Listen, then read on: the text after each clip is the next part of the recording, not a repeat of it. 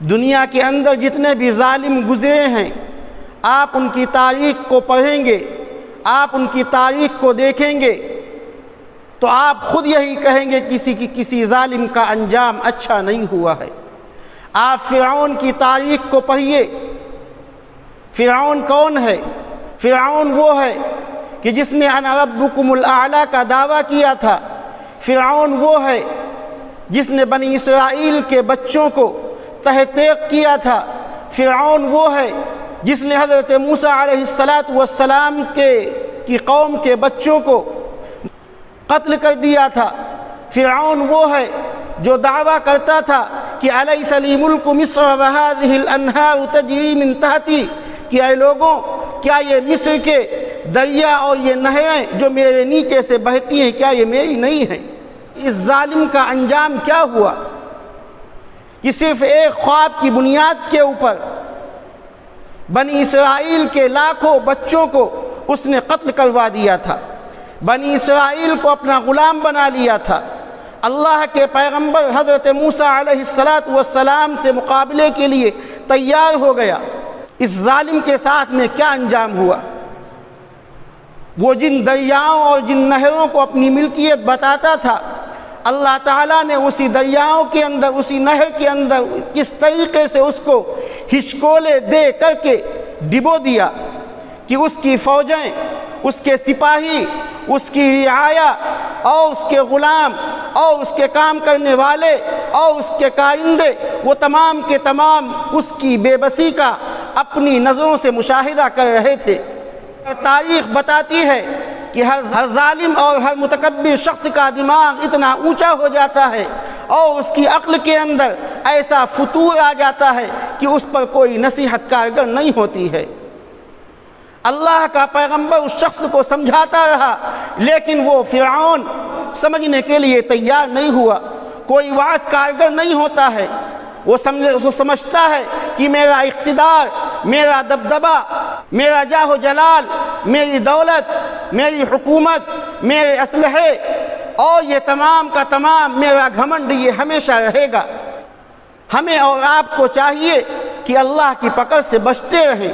محمد رسول اللہ صلی اللہ علیہ وسلم جس دین کو لے کر کے آئے تھے اس دین کو ہم اپنے گلے سے لگائیں، اس دین کو ہم اپنی زندگیوں کے اندر داخل کریں، اس دین کو ہم اپنے گھروں کے اندر داخل کریں۔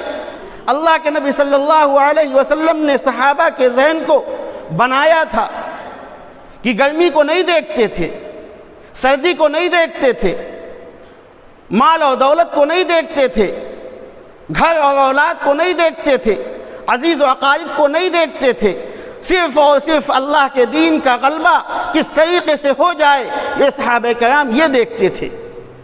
اور اسی جذبے نے اور اسی عزم اور ارادے نے ان کو یہاں تک پہنچا دیا کہ قرآن کریم نے اس کا نقشہ کھینچا ہے کہ الذین قال لهم الناس ان الناس قد جمعوا لكم فاخشوهم فزادهم ایمانا، کہ جب ان سے کہا جاتا کہ اے لوگوں، اے اللہ کے بندوں، اے رسول اللہ کے چاہنے والوں، اے رسول اللہ کی رسالت کا اقرار کرنے والوں، کہ لوگ تمہارے لیے جمع ہو چکے ہیں، تم پر حملہ کرنے کے لیے، تم کو نیست نابود کرنے کے لیے، تم کو برباد کرنے کے لیے، تمہارے گھروں کو پامال کرنے کے لیے، تمہاری عورتوں کی عزت کو اتارنے کے لیے لوگ سب کے سب جمع ہو چکے ہیں۔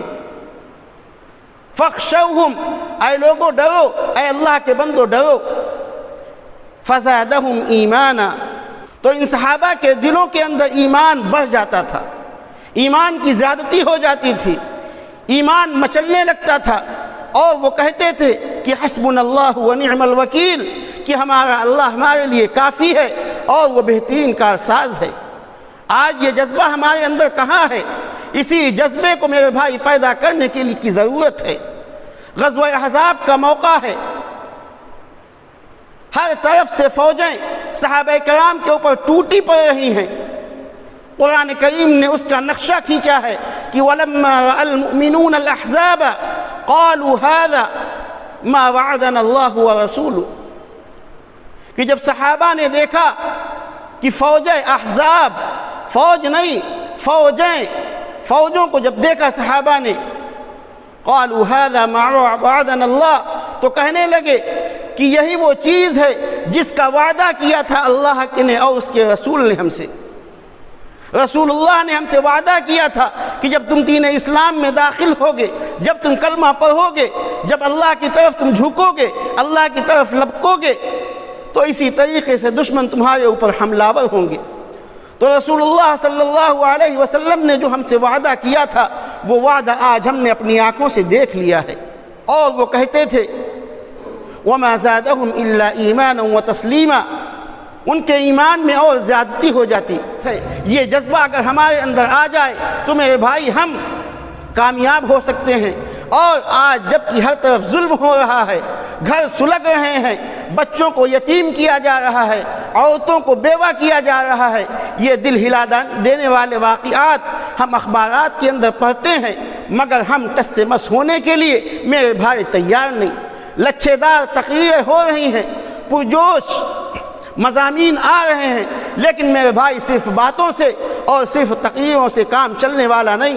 اگر صرف تقریروں سے کام چل جاتا تو آمنہ کا لال، عبداللہ کا یتیم اور عبد المطلب کا پوتا اور ہمارے اور آپ کے آقا امام الانبیاء حضرت محمد مصطفیٰ صلی اللہ علیہ وسلم میدان بدر کے اندر نہ اترتے، میدان احد کے اندر نہ اترتے، میدان حنین کے اندر نہ اترتے۔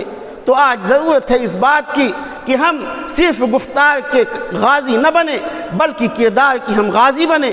اور جب یہ جذبہ ہمارے اندر میرے بھائی پیدا ہو جائے گا تو یہ جذبہ کمزور کو طاقتور بنا دیتا ہے، یہ جذبہ بزدل کو باہمت بنا دیتا ہے، اور یہ جذبہ قلت کو کثرت پر غالب کر دیتا ہے۔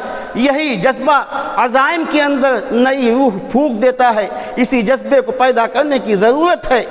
ہمیں چاہیے کہ رسول اللہ صلی اللہ علیہ وسلم جو دین لے کر کے آئے تھے اس دین کا ہم مطالعہ کریں، اس کے اوپر عمل کرنے کی کوشش کریں۔ اللہ تعالی ہم سب کو عمل کی توفیق نصیب فرمائے۔